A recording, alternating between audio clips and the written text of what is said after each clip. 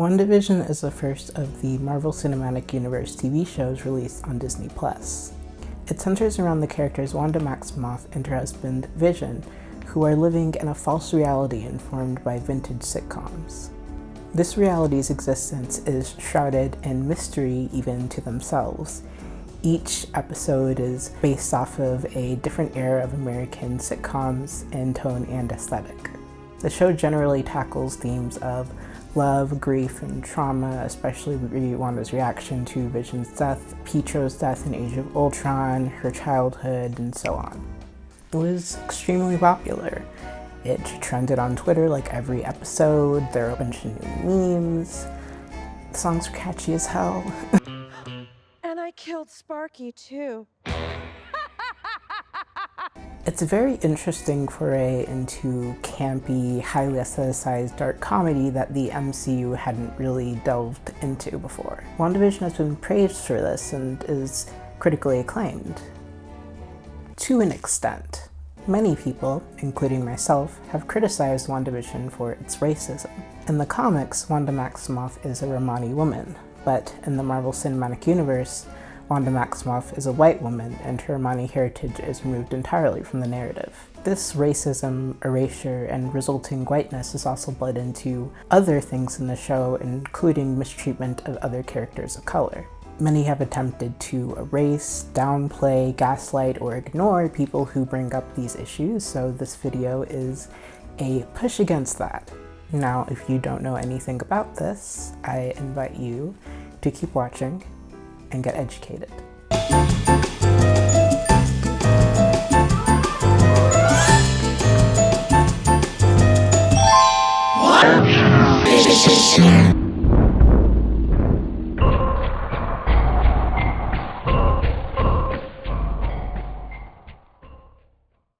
Now, before we get into WandaVision specifically, first we have to answer two big questions. Who is Wanda Maximoff, and who are the Romani people?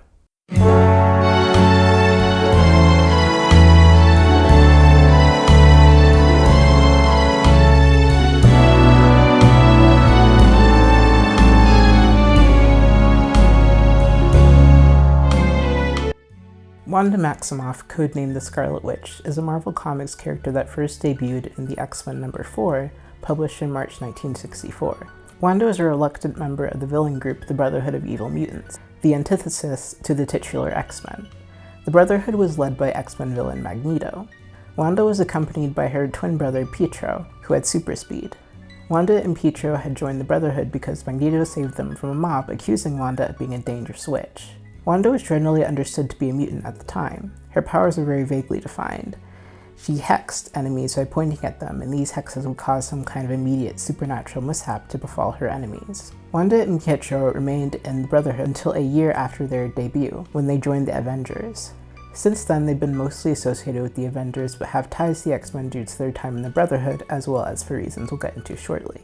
Wanda's been a major character in Marvel Comics for decades, and is a staple member of the Avengers. Since her debut, her powers have evolved from hexes to magic to reality warping, and she's been through a lot in canon. She's been orphaned, persecuted, saved by others, saved by herself, she married a robot, magically conceived children, killed her teammates, changed global realities, saved the world again and again, and had endless family drama. Suffice it to say, Wanda has a very complex history and is a very complex character. Here's the big point of contention: Pietro and Wanda's ethnicity.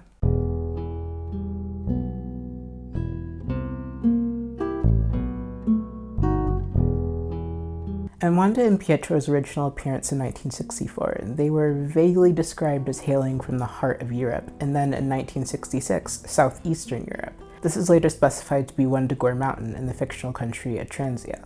In Giant Size Avengers #1, 1974, Wanda encounters the Silver Age hero, the Wizard. The Wizard was a hero from 1940s Marvel Comics that had been revived in 1970s comics. He's a speedster, like Pietro. The Wizard says he and his pregnant wife, Miss America, another 1940s hero, visited Wundagore Mountain years ago. Miss America died in childbirth, and the Wizard ran away in grief, leaving behind the children. Because of this, Wanda thinks the Wizard is their father.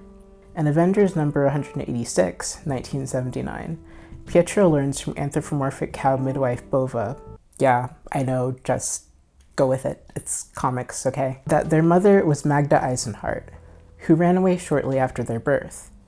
The Wizard and Miss America were intended to be their adoptive parents, but the Wizard ran away because he was too overcome with grief. An aside, the Wizard got his powers from mongoose blood. Mongoose blood. Comics! And Uncanny X-Men number 125, also 1979, it's revealed Magneto once had a wife named Magda. In Vision and the Scarlet Witch Volume 1, number 4, 1983, Magneto reveals to Wanda and Pietro that he is their father. So hold on. Let's back up. Who's Magneto? Who's Magda? Marvel is very complicated, let's say, when it comes to Magneto and his children. A lot of stuff was added retroactively or simply expanded upon later, so this won't necessarily be in order of publication or anything like that. Magneto needs no introduction in my humble opinion, but alright. Magneto is the X-Men's main adversary. He has used a clash with the X-Men, which have evolved from mutant supremacy to mutant separatism to simply serving whatever will ensure mutant survival no matter the method. He's been an X-Men villain and an X-Men himself. He's had many real names, but for this video I will refer to him by the name he's referred to in the movies and in recent comics, Eric. Yes, that's also my name. It is indeed that serious. Eric's ethnic origins are not specified until Marvel writer Chris Claremont took over X-Men writing in the late 70s. Chris Claremont, who is Jewish, made Eric a Jewish Holocaust survivor. Eric's status as a Jewish Holocaust survivor is highlighted in several instances throughout the Claremont era. Here are just a few examples. I remember my own childhood, the gas chambers of Auschwitz, the guards joking as I herded my family to their death. Auschwitz, I grew up there. Then, Lee, it was the Jews. My nightmare has been that tomorrow it will be mutants. The horrors of my childhood, born again, only this time mutants are the victims instead of Jews. Claremont's work on Magneto is crucial to the Magneto that exists in public consciousness today. He turned him from a ridiculous Silver Age maniacal villain into the complex anti-hero that we know. In the 1990s, writers decided to write that Magneto was actually Romani.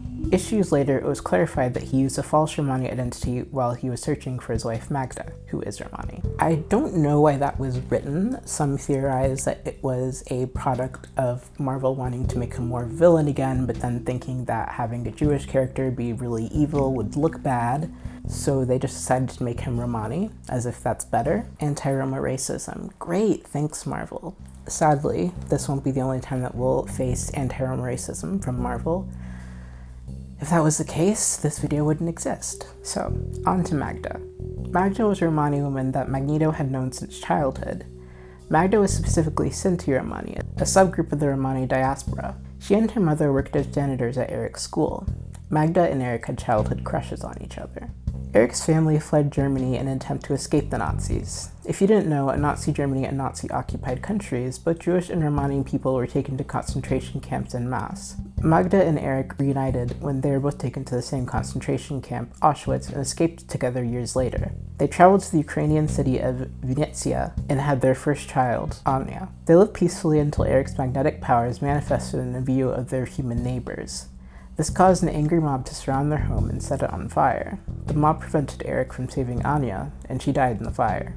Overcome with rage and grief, Eric killed the entire mob and destroyed part of the city. This terrified Magda, and she ran from Eric. She was pregnant and gave birth to Wanda and Pietro on Wundagore Mountain. Afterwards, angry and scared, she ran away after giving birth and is believed to have died in the snow and cold.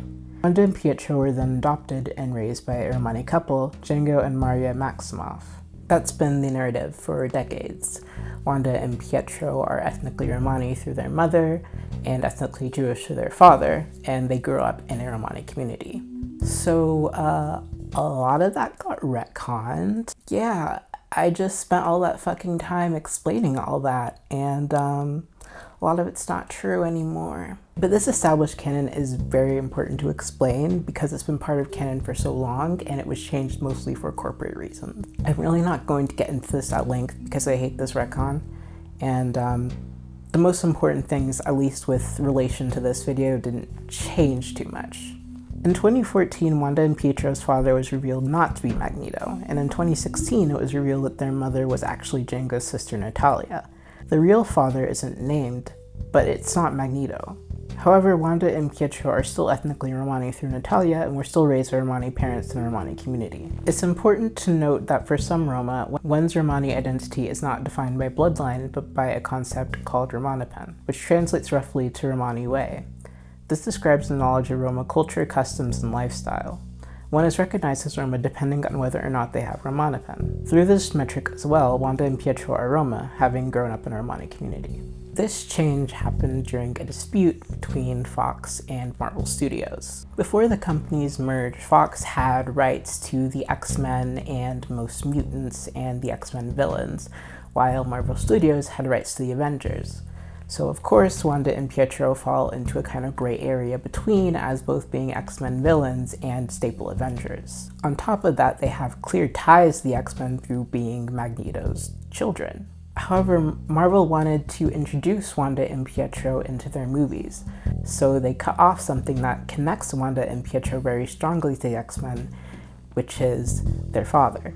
This erased long-standing representation for Romani Jewish people, and it was all for nothing. The mergers happened. They literally did all that shit for corporate greed, and I hate it.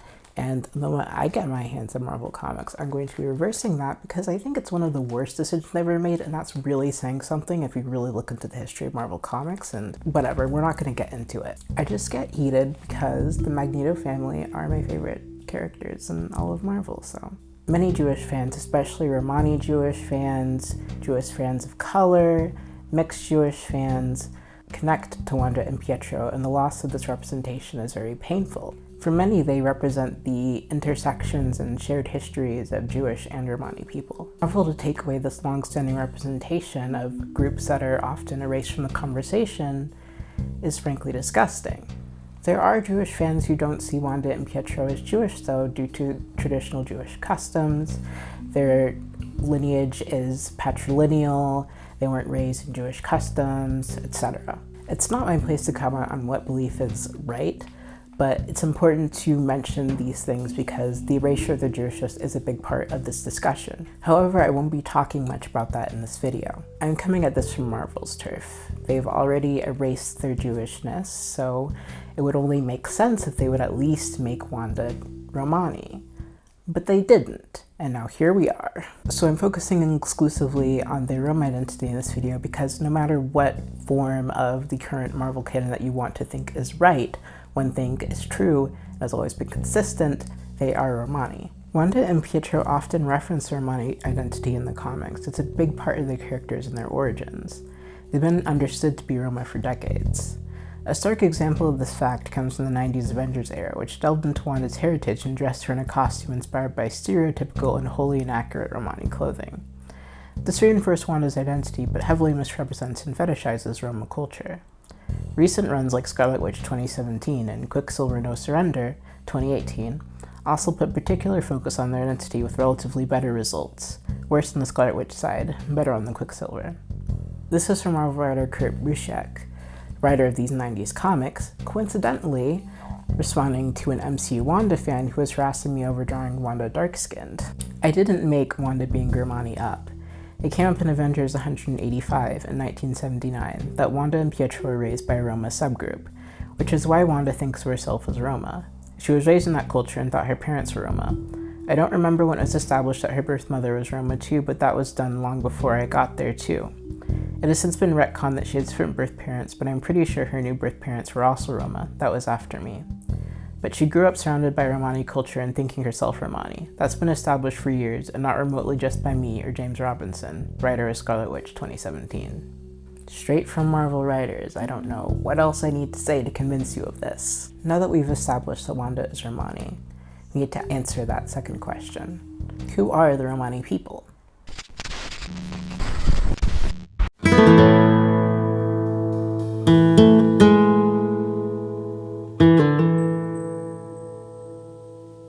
The Romani people, or Roma people, are an ethnic group of Indian origin.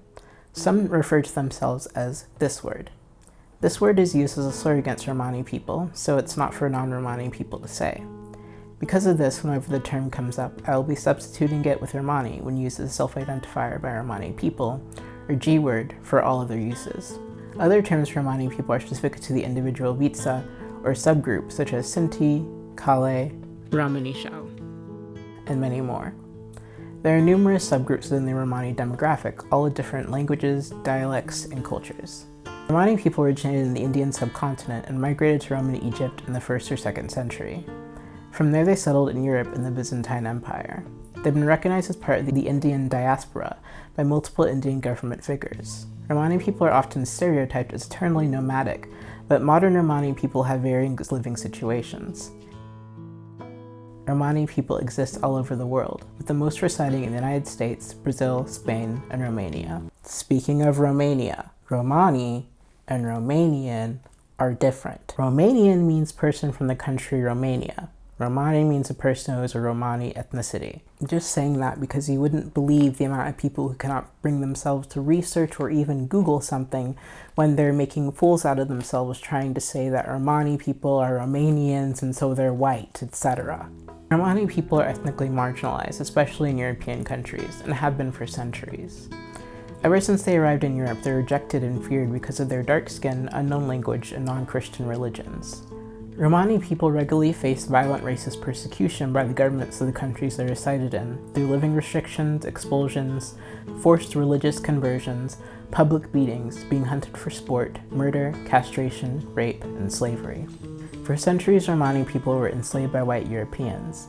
Similar tactics to that of African slavery were enacted on the Roma, such as collars with spikes to stop them from laying down and resting. Many Roma slaves stayed in Europe, but some Roma were sent to European colonies to be slaves alongside Africans. There are multiple Afro-Romani communities in the southern United States that are descendants of the children of Romani and African slaves. One of the many bloody instances of anti-Romani violence is the Holocaust, as I mentioned earlier. One Roma word for the Nazis' genocide of Romani people is the Parimos. The exact number of those killed in the Parimos is unknown, but estimates are as high as 1.5 million. Nazis obscured the racism behind their G-word problem rhetoric as them addressing a criminal problem. However, Romani people were still categorized as a different kind of human and experimented on by Nazi scientists. Romani people were ghettoized and then taken en masse to concentration camps and extermination camps. They're identified by a brown inverted triangle on their prison uniforms. Roma people are the only demographic that Holocaust death numbers are comparable to Jewish people's. This genocide greatly impacted European Romani communities and is a huge addition to the centuries of oppression and generational trauma they still face today. Today, Romani people face mass poverty due to the racism and stigma they experience. Romani children are regularly mistreated in the education system and put in special education classes they don't need to be in. Keby som bol doteraz, tak deti by nezískali žiadne školenie nič. Aj to, že deti sú rómske a tým pádom ich dávajú do osobitných škôl. A deti vychádzajú len akurát základnú školu a tým pádom končí. Over half of Roma children in France don't go to school, sometimes because their parents don't send them, and sometimes because schools refuse them admittance. Research by the European Roma Rights Centre found that schools often hide behind paperwork to avoid having to teach Roma children. 60% of the parents of these children said that the children don't go to school because they were refused enrollment or they were put on a waiting list for public school. And when I say waiting list, it's a waiting list that doesn't exist. In the Czech Republic, 75% of Romani people attend special needs schools. Romani people suffer rampant hate crimes, discrimination in all walks of life, property damage, assault, rape, and displacement. After a 6-day notice, authorities removed 100 people from homes they'd been living in for 30 years, demolished them, and left the families to fend for themselves on an open wasteland. Ne-a venit evacuat afară. La ora 7 dimineața a venit buldozul, n-am ales cu nimic decât cu un pat. Spăcând cu copiii. I'll talk more about this at the end of the video, but I have a lot of Romani aid funds and organizations you can donate to in the description, so please check that out. So much of Romani oppression has been erased from the history books, and Romani people are still struggling to bring it to light in modern times.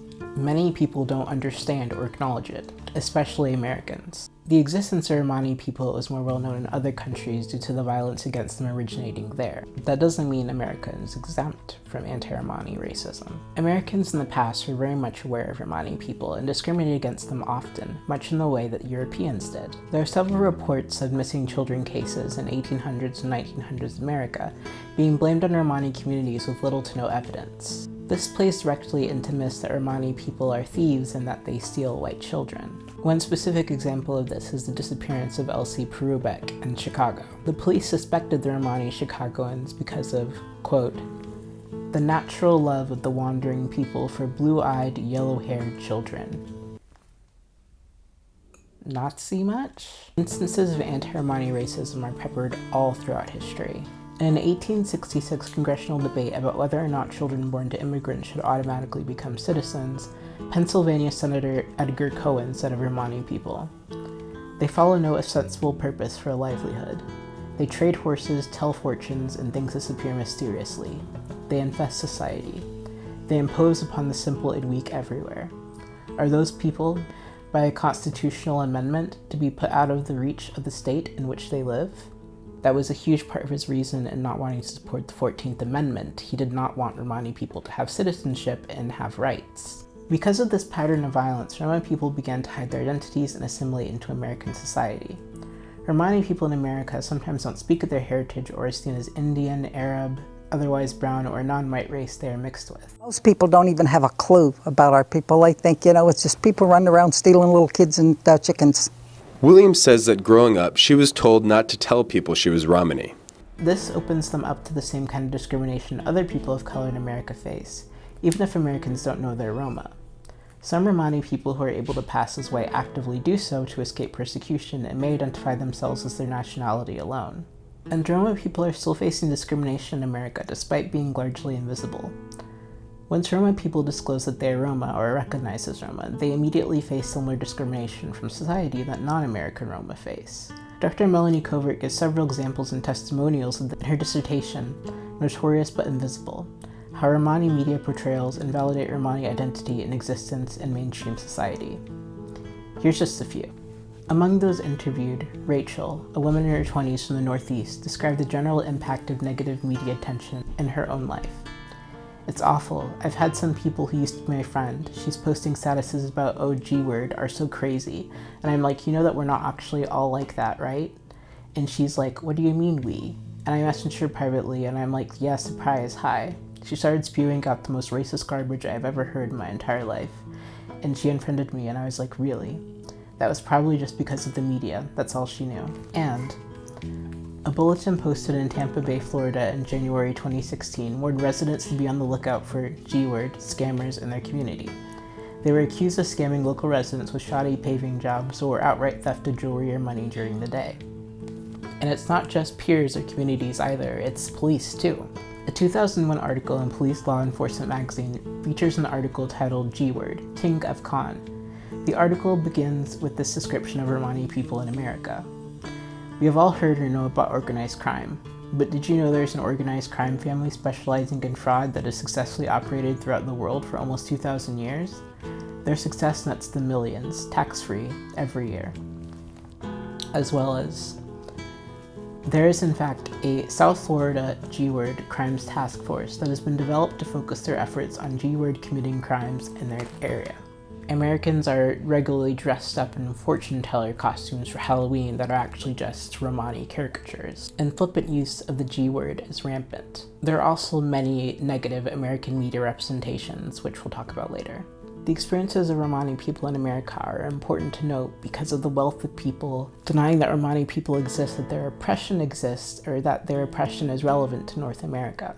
It's also important with regards to this video because Marvel movies are American productions showcasing American values. Despite all these hardships, Romani people have made huge contributions to global pop culture, but are rarely credited for it. For instance, flamenco dancing came from Spanish Romani, aka Kale culture, and many Kale are flamenco dancers and musicians today.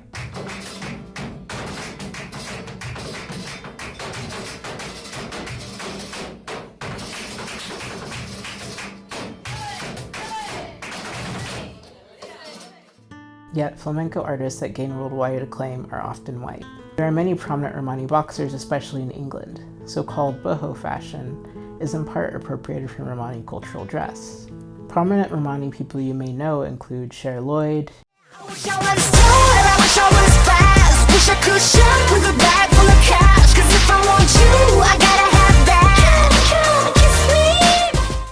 Ayo, Someplace new, I can't help but think of you.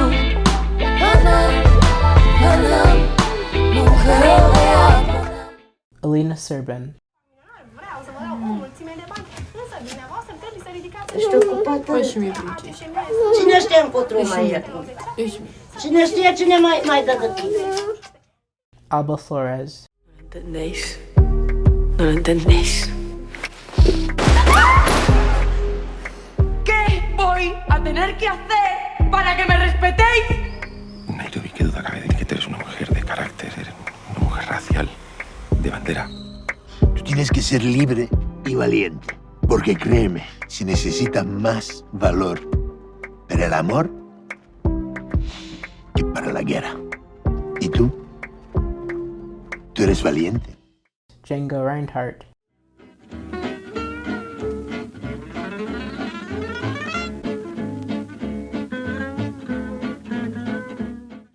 and Charlie Chaplin.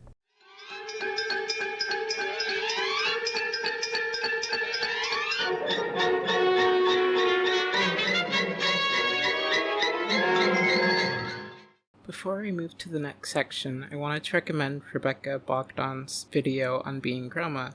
She goes a lot more into detail about some of the things mentioned and things I didn't mention in her own experiences being Romani.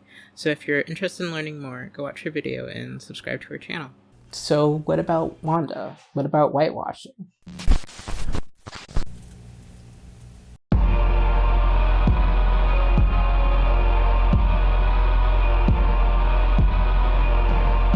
Whitewashing is defined as a casting practice in the film industry where white actors are cast in non-white roles. Whitewashing serves to erase representation of non-white people and to stop non-white actors from getting roles. Whitewashing has been alive for as long as film has been alive, but whitewashing has evolved. It's not as clockable as the conspicuous absence of people of color in film or the blackface of previous decades. Now whitewashing comes in the form of adapting non-white characters from their source material and casting white actors to play them. Examples are Scarlett Johansson, a white woman, being cast as a Japanese character in the film adaptation of Ghost in the Shell, or Henry Zaga, a white Brazilian, being cast to play Roberto Della Costa, a black boy. Or Evan Peters, a white man, being cast as Pietro Maximoff, a Romani Jewish man. Marvel movies sure do like to whitewash. Wanda, of course, gets the same treatment as her brother.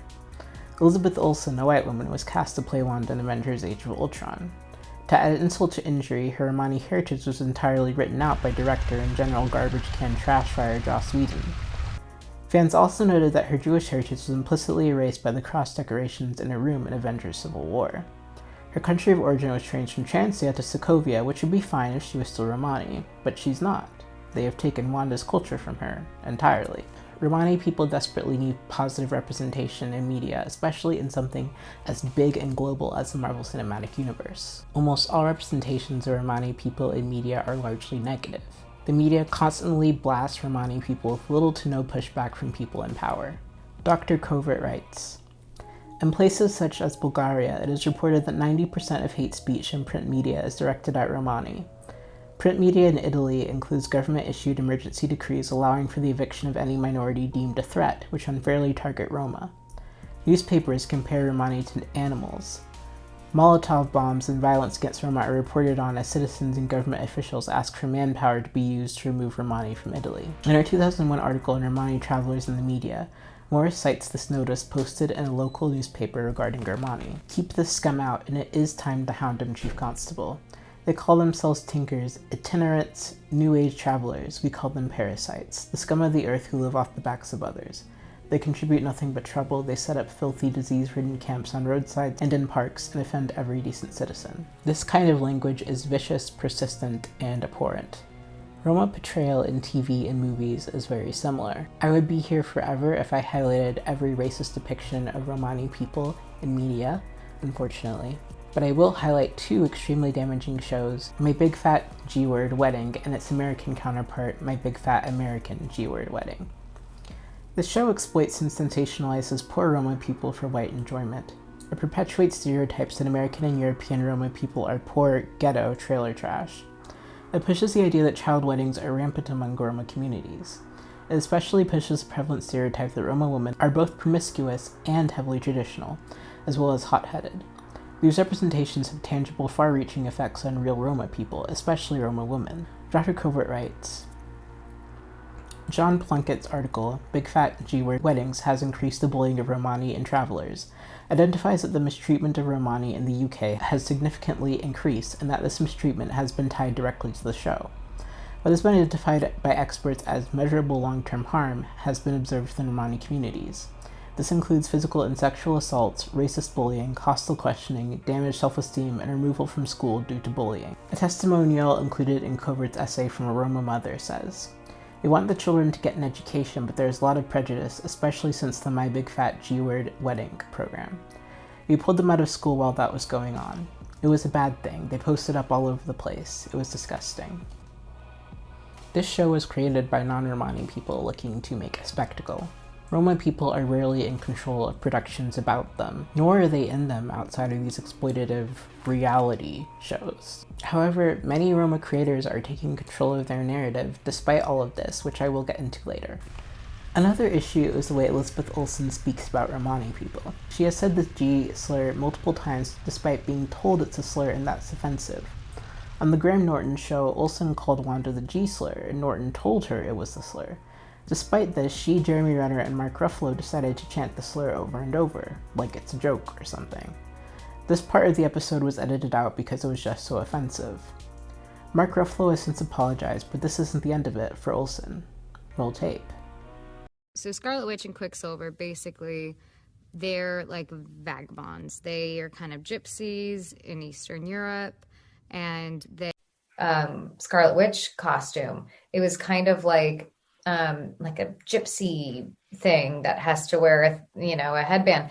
And that's not all of it either. She says it in multiple other interviews. Hey, Flop. Girl, you have done it again. Constantly lowering the bar for us all and doing it flawlessly. I'd say I'm surprised, but I know who you are. I've seen it up close and personal. Girl, you make me so ashamed. She also refuses to recognize that she is complicit in whitewashing. She implies that because she looks like a white Eastern European, it's fine. Olsen says, "I mean, I look Russian when I'm in Russia, so I didn't know." Lizzie, you clearly know. You are constantly referring to Wanda with a specific slur against her ethnicity. You know exactly what you're doing. Before we move on, let's take some time to dispel some common arguments that come up when people say that Wanda is whitewashed.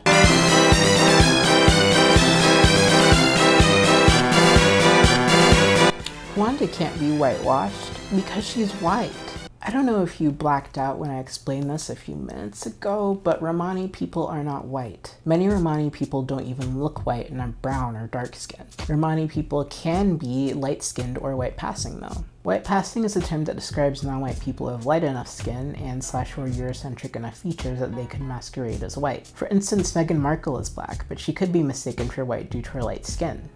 Didn't stop her from facing racism though. As we can see, whiteness for white passing people is heavily conditional and dependent on several factors, one being location. Even white passing Roma that may be seen as white in America would be seen as Roma immediately in Europe. Wanda has been drawn with light skin in official comics with some exceptions. However, she is periodically coded as ethnic through her curly hair, quote-unquote ethnic features, and stereotypical clothes. Wanda and Peter's early appearances look white because they're originally conceived as white like most characters. Reminder again that they've been Romani for over 40 years, which is like 75% of their existence. However, when their Romani identity was developed and revealed, their appearances stayed the same for some reason. There's no reason why this should be the case. I mean, artists are constantly lightening the skin of characters of color with no mention. And yes, again, Roma people can be white passing, but that's not the issue here. The issue is that artists do not see Romani people as true people of color. Romani characters are often drawn as white people or vaguely ethnic European. This obscures the fact that Romani people are not of white origin, and you can see this with other ethnicities too. Latin characters are often colored with white skin, even though they're clearly meant to be visibly Latin. In the past few years, however, a few comic artists have been rectifying this by coloring Wanda with tan or even brown skin. Even if Wanda is pale as snow, which she is not, casting Elizabeth Olsen is still whitewashing. Would it be cool if they made a Meghan Markle documentary and cast, I don't fucking know, Jennifer Aniston to play her? No! Lightness does not cancel out ethnicity. Yes, a Roma person could look like Elizabeth Olsen, but Elizabeth Olsen isn't Roma. And besides, casting a brown or dark-skinned Roma actress for Wanda would be a huge opportunity to create much-needed representation for brown and dark-skinned Roma in film. It's a good thing that they whitewashed Wanda, because Roma people being witches is a racist stereotype. First of all, whitewashing is never a good thing. That aside, it's true. Roma women being witches is a negative stereotype. But at the same time, magic and witches have importance to Romani culture. Jessica Rady, a Romani writer and professor, writes in her article, "As a Romani witch, I can't stand WandaVision. Palmistry, card reading, tea leaf and coffee reading, and other forms of divination were brought by Roma from India and the Middle East. And Roma were consulted by Europeans for their magical unchristian needs because they were seen, along with other non-believers, as dangerous, demonic, and mystical. Roma women were cast as witches and discriminated against, but made the most of this means of income to survive." What was it like to be a witch during communism? Pe timpul lui Ceaușescu nu aveam voie să practicăm așa ceva, făceam totul pe furiș. Eu până la urmă m-au depistat și am fost arestată la pușcării. Were you scared? Nu mi-era frică, le-am bătut poliția. Am bătut, ciumagul și am bătut. A vrut să-mi ia banii, a vrut să-mi ia cărțile, n-a putut. She's an icon, she's a legend, and she is the moment. It's very possible for Wanda to be both a Roma and a witch without falling into negative stereotypes. Roma creators, especially Roma women who practice magic, would know how to handle this sensitively and accurately. În ideea în care noi le spuneam, nu ne interesează prezentul, noi suntem din viitor și we are featuring prin witchcraft, prin vrăjitorie, prin ceea ce voi considerați o stigmă. Pentru că vrăjitoarele sunt femei puternice la noi în comunitate și e singurul neam de romi care e numit după profesiunea femeii. Toate celelalte neamuri de romi sunt numite după profesiunea bărbaților, fierarii, lingurarii și așa mai departe.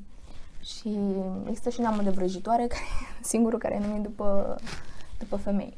That's much better than robbing Roma people of one of their most popular characters. For example, several Black Panther characters were rooted in colonialist anti-Black stereotypes, such as M'Baku, like he was literally a giant gorilla.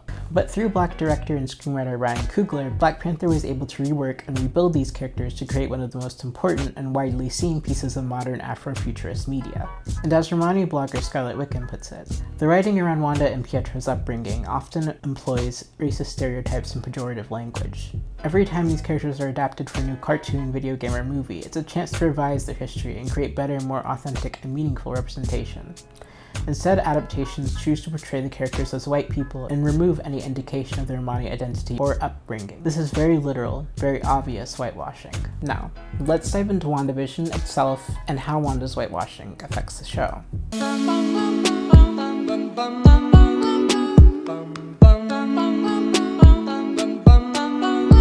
The racism of WandaVision goes beyond omission. There are multiple instances of racism within the show. In episode 6, Wanda is dressed in the traditional Scarlet Witch costume. When asked what she's dressed as, she says, "I'm a Sokovian fortune teller." Okay, how are you going to erase Wanda's Romani heritage and then impress perhaps the most prevalent Romani stereotype, the fortune teller, onto her? This is such an egregious instance of racism, it's shocking. And the costume doesn't even look like a stereotypical fortune teller costume or even any traditional Romani dress. Wanda's traditional costume has no ties to Romani culture. According to Olsen, who is of course still using the G-slur flagrantly, they were originally going to make the costume a stereotypical fortune teller costume, but she pushed for the traditional costume. So like, okay Liz, thanks, now can you stop using slurs every 5 minutes? It's disgusting that they spent so much time ignoring Wanda's history just to include something like this. It's as if they're taunting all the Roma people who had issues with this. Also, right afterwards, there's this. You are incorrigible, darling. I know a secret thing from Mexican wrestling. Chili con carne. Okay? Speaking of that, and call me nitpicky, I don't care. MC Wanda's hair seems to get progressively lighter as the show continues. It's literally like strawberry blonde by the end of the show. This is a far cry from the dark brown in her first appearance, and a far cry from comic Wanda's hair. Wanda's hair has changed over the years. It's been dark with red tones, dark brown, black, etc. But it's almost always been dark, and Wanda's hair is naturally curly, not bone straight. Curly dark hair has been historically tied to non-whiteness, and naturally curly ethnic hair has been controlled and repressed in white society for decades. So it's just another punch in the stomach that she spends most of the show in the movies in ginger straight hair. Can Roma people have blonde hair, ginger hair? Of course. Lots of Roma people have red undertones, and some even have blonde hair. But again, Olsen is not Roma. They also changed the name of Wanda and Pietro's parents' name to Irna and Olet instead of Maria and Django.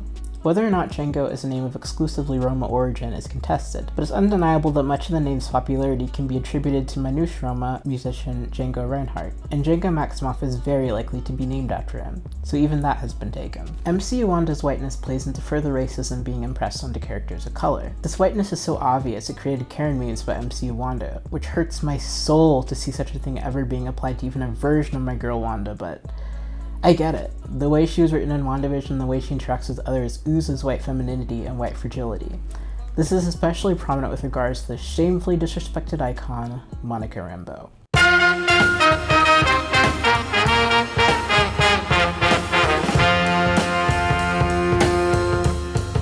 Let's be frank. WandaVision uses Monica Rambeau as a prop for Wanda's character development, and ultimately she's used as both a punching bag and a shield. Monica is positioned from her first appearance as a willful, capable, and serious but empathetic woman. She's just learned she's lost her mom and she jumps right back into her work. She clearly has an intense drive to help others, and that's important. But the way Wanda and Monica are positioned in the show is not a true extension of that characteristic. There's not nearly enough attention brought to why Monica feels so strongly about helping MCU Wanda. Monica speaks relatively vaguely about her own experience with grief and the few times she's able to communicate with her. I'm not afraid of you, Wanda. I lost the person closest to me, too. The worst thing I can think of has already happened to me. And I can't change it. I can't undo it. I can't control this pain anymore, and I don't think I want to. Because it's my truth. But WandaVision doesn't truly take the time to explore this, even though the content is there. Monica's childhood friendship with Carol could make her sympathetic to superpowered beings in a way others aren't, and she could be looking for someone to relate to who also has grief directly related to the snap, and so on. Instead, we get Monica, a black woman, repeatedly risking her life for a white woman for reasons we, as the viewers, don't get a close look at. And we need to get a close look at that for the benefit of Monica's character and the narrative as a whole. This lack of context creates a replication of anti-black media tropes of black women sacrificing themselves, their safety, and their happiness for white women and girls. This is related to the black best friend trope, which is descended from the Mammy caricature. The black best friend trope, or token black friend, is defined by TV tropes as a black character whose role revolves almost entirely around a white character. The black best friend's only narrative purpose is to support the white female character, to offer her comfort and help her reach her full potential. The black best friend has no real personal arc and has no wants or needs of her own. Monica falls into this trope. What changes for her besides gaining her powers? What purpose does she have besides to get into the Hex and appeal to Wanda? And yes, this is Wanda's show, but Monica is a big character, and WandaVision sets us up to expect that by opening the first Outside the Hex episode with Monica coming back to life. But as the show progresses, Monica fades further into the background. Speaking of black friends, we all heard that "which one is the sassy friend" line. You work for me? I actually don't know. She's with me. I see. And which one of you is the sassy best friend? There's no time for you to diminish your colleague. This was clearly a reference to the stereotype related to the black best friend, the sassy black friend who don't need no man. Yes, it came from Hayward, who's a complete asshole. We're meant to see him as a bad person, but there needed to be more dialogue to expose the racist overtones of that statement. Monica just stared at Hayward, Darcy looked uncomfortable, and then Jim interjected to tell Hayward he was being out of line. It needs to be more explicit that he's being a bitch bastard and a racist. Otherwise, we are left with a random piece of anti-black microaggression and dialogue that confuses and/or harms black audiences. Satire requires a clarity of purpose and target lest it be mistaken for and contribute to that which it intends to criticize, and all that. There is a big opportunity to represent the realities of micro/macroaggressions in the workplace that black women face, and WandaVision dropped the ball. This calls back to Geraldine, the Hex version of Monica. In the 1960s episode, her character is characterized normally. She's a bit more timid than Monica is, but it's to be expected. She's living this calm, cookie-cutter suburban life. However, in the 1970s ep, this changes completely. 70s Geraldine is loud, sassy, and blissfully unaware of what's happening around her because she's too self-absorbed. She's the exact picture of a 1970s funky black woman stereotype. Paired with the way she's dressed, it's a clear reference to the sassy female characters often presented in 1970s blaxploitation films like Coffee or Foxy Brown.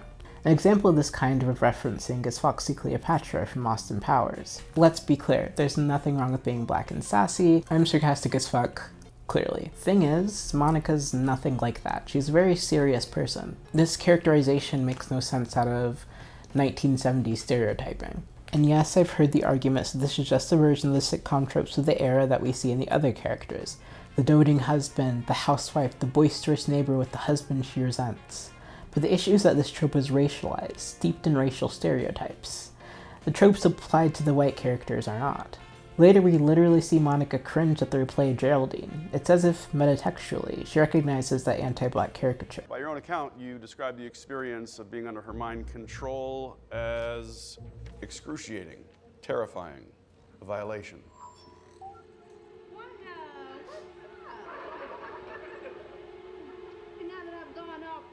My point is... The implications of MCU Wanda assigning Monica that stereotype and forcing her body to play out that role are horrifying, and outside of the fiction, it is similarly horrifying for the predominantly white showrunners to include that. Simply put, white people do not have the range to be representing black women in period-typical stereotypes or engaging in blaxploitation, a genre that black people have an inherently complex relationship with. I will say though, that fit, that look on her, yeah, that's excellent. I just wish she'd been able to evoke that aesthetic without being reduced to anti-black tropiness. Now, back to the mammy. Yeah, this pissed me off. The mammy trope and stereotype is sourced from the days of African slavery. Mammies are subservient, happy to be slaves, and love their white masters. They're often depicted as taking care of their master's white children. From the Jim Crow Museum, the slavery-era mammy did not want to be free. She was too busy serving as a surrogate mother/grandmother to white families. Mammy was so loyal to her white family that she was often willing to risk her life to defend them. The mammy trope has endured for centuries now, morphing to fit different social standards. Perhaps the most famous cinematic mammy is Hattie McDaniel's character in Gone with the Wind, literally named Mammy, and she has many descendants, from Aunt Jemima, Minnie, and Eileen in The Help. From Ruby Hammett, White Tears, Brown Scars. The mammy is asexual, always puts the needs for white bosses and their children first. And most importantly, never gets angry. Never gets angry. That's important here. Monica is constantly being violently rebuffed by MC Wanda, even when she's coming at Wanda with the utmost compassion and neutrality. She literally gets thrown through walls when she remembers Pietro. Outside the Hex, MC Wanda is cold and threatening towards Monica when Monica tells her she wants to help her and that she understands where she's coming from. MC Wanda enacts violence on Monica again when Monica re-enters the Hex, giving very much, Did you just try to control my body with your white hand? and despite all that bullshit, Monica keeps coming back, keeps helping this white woman that is being violent as fuck towards her. There is also the strange, heavily coded language embedded in some of these interactions. The optics of MC Wanda, a white woman, telling a black woman, You are a stranger and an outsider. And right now you are trespassing here. and then blasting her out of her cookie-cutter suburban town are not great. Nor are the optics of Agnes, a white woman, telling a black woman, I think you overstayed your welcome. or to Run along, dear. damn, infantilization much? It's also interesting how, in this scene, Wanda being upset is seen as more important than whatever Monica has to say. And it's definitely more important than Wanda being held accountable for getting all aggro on Monica. Monica, despite her endless compassion, is painted as the aggressor in the face of white female discomfort. And that's something that is ingrained in the black female experience. You're either a mean black woman or a mammy, or both. Something that really drives this home is the bullshit that happened in the final episode. For most of this episode, Monica is pushed to the background and is not in the main action of the show. However, when she is, it's of course to protect white children. They have this black woman jump in front of bullets for these white children. I shouldn't have to explain to you how triggering the imagery of black people being shot at is at this point. We've been talking about police brutality against black people for like centuries now. It's supposed to be some kind of big moment because the bullets go through her, but it's not. After an entire show putting her life on the line to save white people, her final big moment is to literally sacrifice herself for white kids. She had no way of knowing that she could do that. The narrative literally has her risking certain death for them. And on top of that, it was completely irrelevant. Tommy and Billy had things covered. This imagery is not something to be used lightly, though it has been used before in superhero media in a positive way, like in Luke Cage. The difference here is that Luke Cage knows he's indestructible, and in this case he's protecting himself. He's also the protagonist of his own show and has complex character development. WandaVision's usage of this imagery is just cheap, lazy, and offensive. And at the end of all this, after Monica sticking up for Wanda since day one, being her punching bag, sacrificing herself for her children, does Monica get a thank you? Does Wanda see the error of her ways? Does she apologize? Nope. Instead, we get this weak-ass scene where Monica comforts Wanda that she doesn't hate her, and a curt goodbye. And Monica is just supposed to take that. And she does. Wow. Wow. Classic mammy. Monica is an incredible character and is incredibly important as representation for dark-skinned black women. As a non-binary trans man, I teared up at the scene of her pushing into the hex and getting her powers. So much of that and her characterization at large can be narratively connected to the trauma black women and black people of other marginalized genders go through, and have to come out on the other side of. There was so much potential for Monica to shine in this show, and it was wasted. There were also so many possibilities for Monica and Wanda to relate to each other on a level deeper than WandaVision's casting and writing allowed. Imagine if we were able to watch two women of color going through a grieving process in completely different ways, and reaching out to each other through the destructive circumstances surrounding them. This is something that would resonate with a lot of women who have gone through grieving processes, and found solace in other women of color in a world that doesn't recognize the pain of women of color.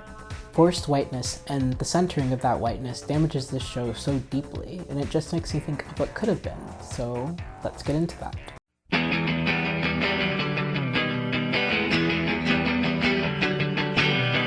WandaVision, like most MCU projects, is loosely based on existing comic stories. Most prominently, The Vision and the Scarlet Witch and its Avengers tie-in comics of 1985, and House of M of 2005. It's also heavily aesthetically and narratively inspired by Vision 2015, but this video is heavy on the Wanda, not so much the Vision, so I won't get into that. So to really get into what WandaVision is about, and why it missed the mark, we'll need to talk about this comics. The Vision and Scarlet Witch chronicles Vision and Wanda's life together. They're newly married, in love, all of that. But of course this is them, so there's a lot of shit going on. What WandaVision takes from this is the concept of Vision and Wanda attempting a normal life together, but the biggest component is Wanda's kids. The long and short of it is that Wanda and Vision get married, and Wanda magically conceives two twin boys, William and Thomas. However, this backfires because 1, they don't exist independent of her will, and they disappear often as she stops thinking about them, and 2, she's unknowingly made them from pieces of Mephisto's soul. Mephisto's like the devil in Marvel, don't worry about it too much. Ultimately, Mephisto reabsorbs them, and Agatha Harkness wipes the memory of Wanda's children from her mind to save her the trauma? Yeah, that backfired. Now, on to House of M. Unfortunately, House of M is a limited series event. It's when Marvel makes a big storyline with a bunch of characters, and it's all in one comic with some connecting bits and ongoing comics. Now that I think about it, that just sounds like every Marvel comic run. It's predated by Avengers Disassembled. Wanda was struggling with her rapidly strengthening reality warping powers. The Wasp makes a comment that triggers Wanda's memories of everything that happened, her children, their disappearance, Agatha, the Avengers aiding and covering it up. This causes Wanda to have a massive mental breakdown. She kills Agatha Harkness, as well as some of her teammates. Afterwards, Magneto takes Wanda to the ruins of Genosha and enlists Professor X's help in healing her mind. Professor X is unable to, and the X-Men and Avengers converge to figure out what to do. They're considering killing her because her powers are too dangerous, just some classic female character is too overpowered and can't control herself, she has to die bullshit. Anyway, Pietro overhears and runs to Genosha. He convinces Wanda to change their entire reality to ensure her safety. Wanda creates an entire new reality where mutants rule over humans and many of the Avengers and X-Men lead happy lives. Ultimately, the Avengers and X-Men snap out of it and head to Genosha to defeat Wanda. This culminates in Magneto freaking out at Pietro for manipulating Wanda and gravely injuring him. Wanda freaks out at Magneto. This is all classic Magneto family behavior, by the way, and as punishment says no more mutants, essentially taking away the utopia she had given Magneto and the fight for mutant kind that took precedence over his relationship with his children. This depowers or kills nearly 1 million mutants. In a moment, mutants are an endangered species. This has put a huge target on Wanda's back for years, and is perhaps one of the cruelest treatments that she's gotten in Marvel Comics since her creation. House of M demonizes and infantilizes Wanda to such extremes that her character is still recovering from it nearly 2 decades later. House of M doesn't adequately contain the context of what Avengers and others put Wanda through that led up to her mental breakdown, and lends her very little sympathy, thus positioning Wanda as a crazy woman too powerful for her own good. I also want to note how fucked up it is that these writers saw Wanda, a Romani Jewish woman and child of Holocaust survivors with the fantasy marginalization of being a mutant on top of that, and decided to make her the enactor of genocide on her own people. They essentially position her as a self-hating minority, something Wanda has never been. She's always been vocal about being a mutant, how that others her no matter what. Wanda's status as a mentally ill Roma Jewish mutant woman is significant here, both in that it informs her treatment in-universe, and that it informs her mistreatment by real-world writers. Wanda has been disrespected, othered, and exploited not just in universe, but by writers for decades now. It's this deeply unfortunate synergy of biases in both real and unreal worlds. So let's talk about how Wanda's Roma background informs these stories that WandaVision is pulling from. Wanda's Romani background is important. House of M and the storylines that led into it have had so much to do with Wanda's feelings of isolation and instability and exploitation by the people around her, things that are inextricable from her racial, generational, and childhood trauma. Wanda grew up in a Romani settlement in Eastern Europe, where racism against Romani people is especially rampant. The discrimination and violence she faced from a young age would have been astronomical, and it would ultimately culminate in her being run out of her village. The scars that racial trauma leave behind are deep and lasting. Effects of racial trauma can be hypervigilance and other PTSD symptoms, anxiety and depression, flashbacks, aggression, and a serious lack of hope for the future.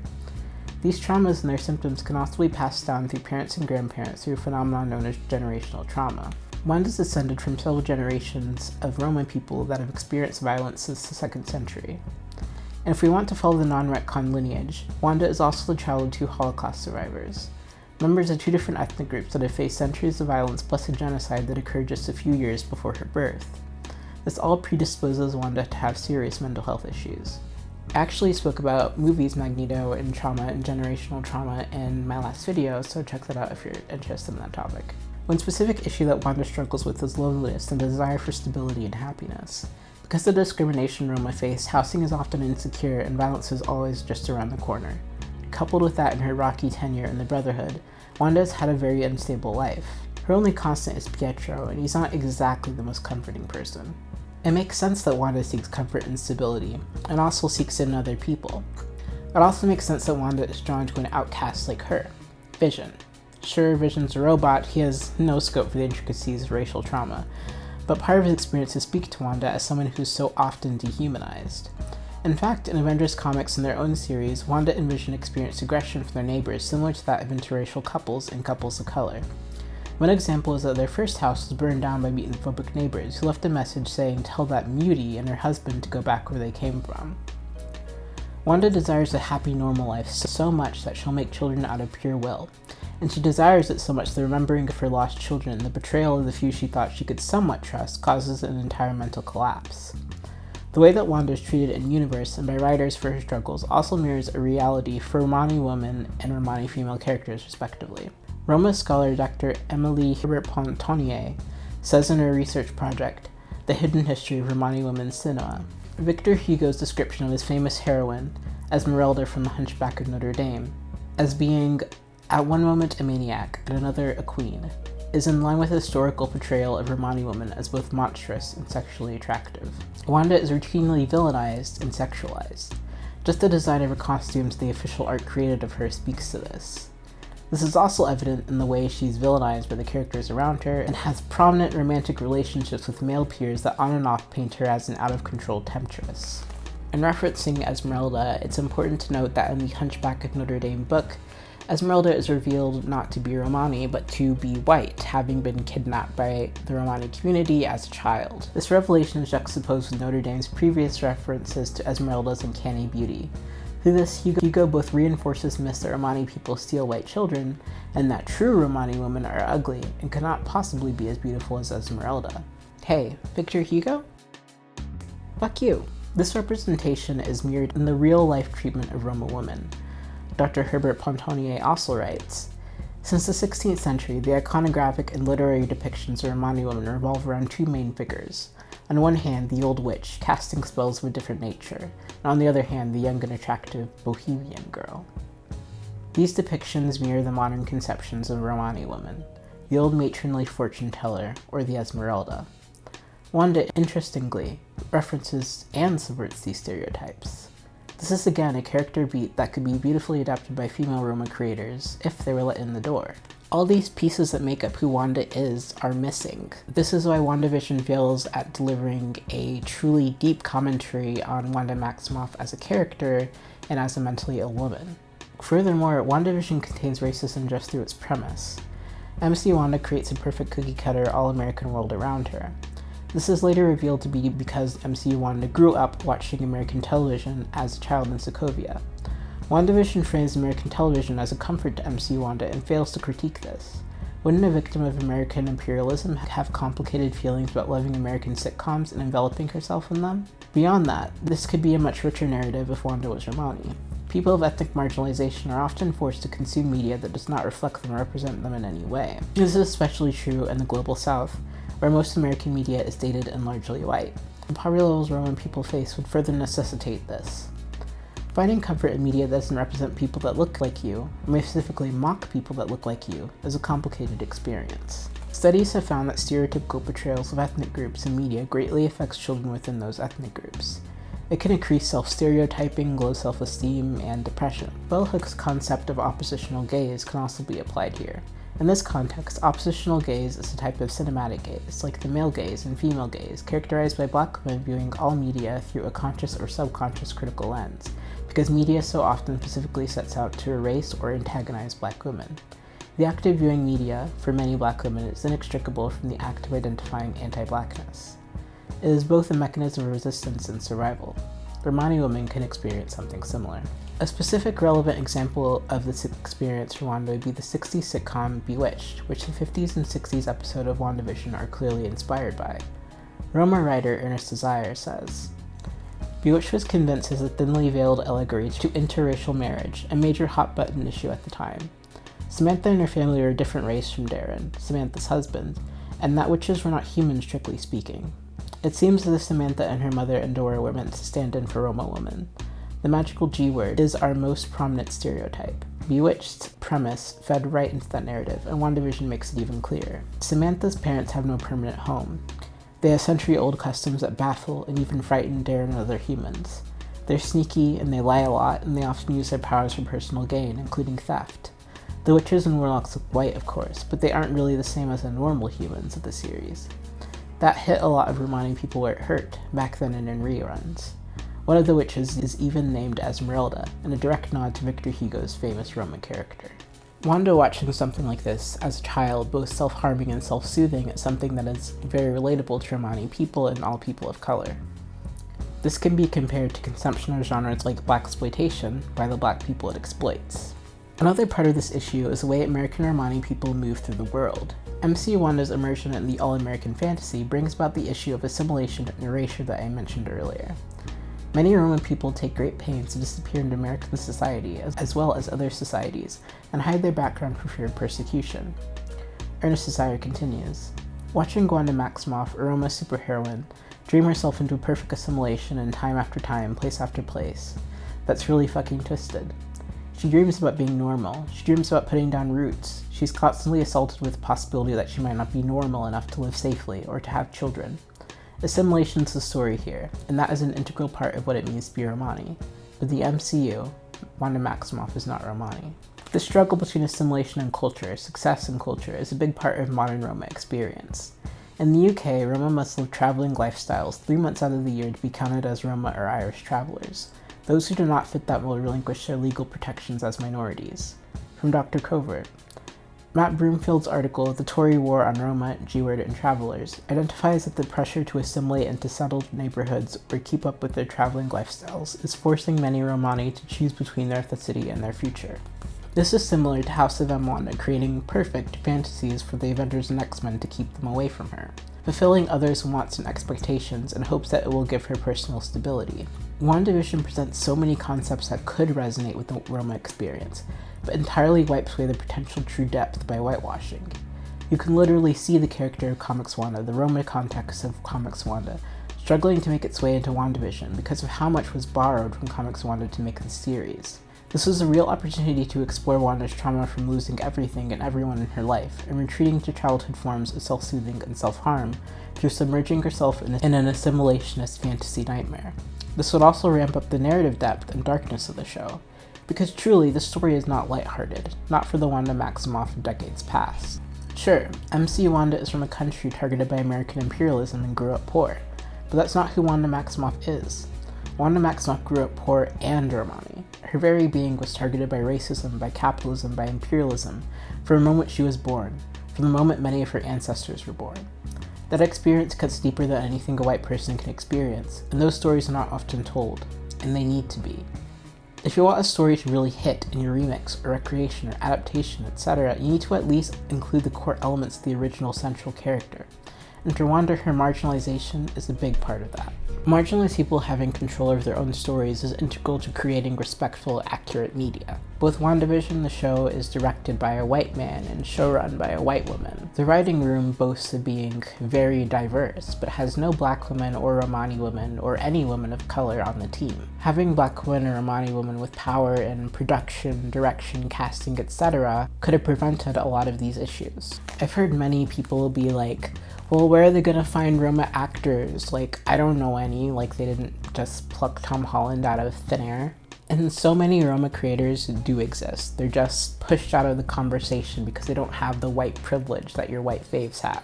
The part of Marvel fandom that actually cares about Roma people has suggested several different actresses for Wanda. This includes Elena Serban, Francisca Farkas, Alba Flores, Miela Dragon, and more. And many of these actresses have expressed interest in playing Wanda. Miela Dragon said to Mike, "I love the Scarlet Witch, and Marvel fans always Photoshop me as this character." There are many Romani women working in direction, screenwriting, cinematography, and directing, but they face many roadblocks in the industry. Sexism, racism, lack of funding, lack of audience, etc. Some of this work is relevant to Wanda as a superhero and the themes surrounding her story. Lisa Smith produced the documentary It's Kashida Rocker, a documentary that explores mental health inequalities and stigma among Roma and traveler communities. Laura Halilovic wrote and directed Io Ram Romantica, a romantic comedy that explores the experience of being a migrant and the other in society. Elena Serban, an actress I mentioned earlier, is also creator. Serban wrote, directed, and starred in her short film Letter of Forgiveness, which depicts the 500 years of Roma enslavement in the Balkans. One of the film's central themes is motherhood. Miela Dragon, another actress I mentioned earlier, is also an activist and creator.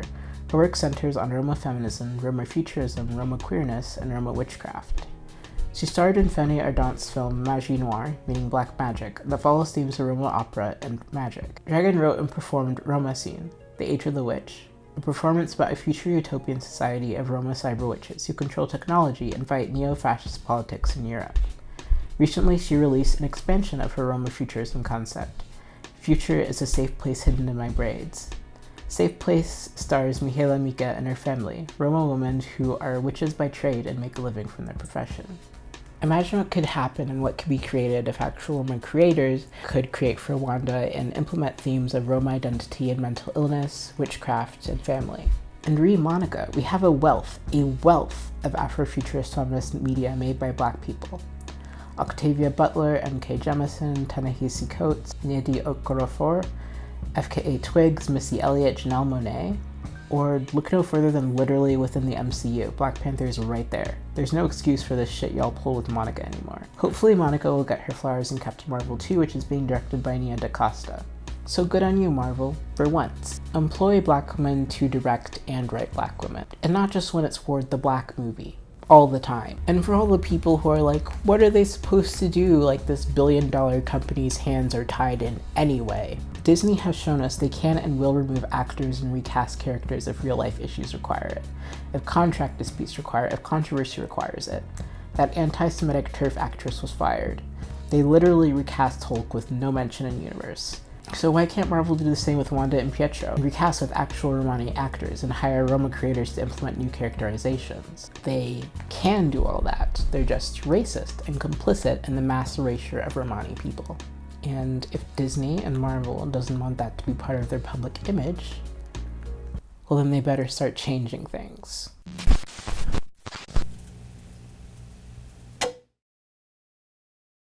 So that's the video. If you made it all the way here, thank you so much. I spent a huge amount of time on this video. Yes, I look different. I needed to record the end of this video again.